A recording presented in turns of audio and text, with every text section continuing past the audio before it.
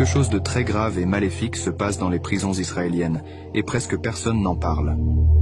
Israël dirige, soyons explicites à ce sujet, un système de camps de torture. Bienvenue en enfer n'est pas une exagération. 9 réservistes israéliens violent en insérant des objets métalliques dans l'anus des prisonniers, causant de terribles blessures internes.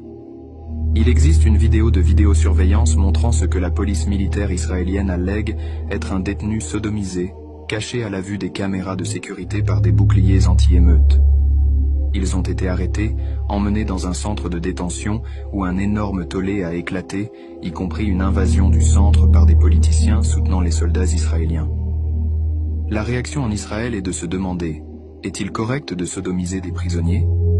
Cette conversation s'est poursuivie à la télévision, l'équivalent israélien de GMTV. Vous avez des commentateurs israéliens discutant des mérites de permettre le viol des prisonniers palestiniens. De nombreux membres du cabinet le justifient. Prenons l'exemple du ministre de l'énergie israélien, Eli Cohen, qui parle des réservistes comme ceux qui accomplissent un travail sacré en surveillant le Hamas. Itamar Ben-Gvir, ministre de la Sécurité, va encore plus loin, disant « Ne touchez pas à nos réservistes, ils méritent un soutien total ». Cela montre qu'il y a un problème profond, non seulement en Israël mais également chez nous.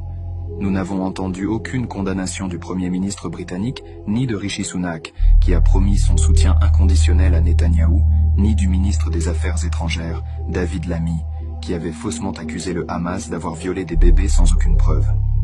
1300 personnes sont mortes, et pourtant, rien n'a été dit sur le traitement des Palestiniens dans ces camps de torture dirigés par l'État israélien. Si de telles atrocités étaient révélées à propos de la manière dont Poutine traite les prisonniers ukrainiens, il y aurait une frénésie d'indignation. Mais quand c'est Israël, notre allié, les médias restent silencieux. Cela montre que nous aussi avons cessé de voir les Palestiniens comme des êtres humains. Le traitement bestial infligé aux Palestiniens n'est pas considéré comme répugnant et inhumain par les médias britanniques. Il a été normalisé, non seulement en Israël, mais aussi en Grande-Bretagne.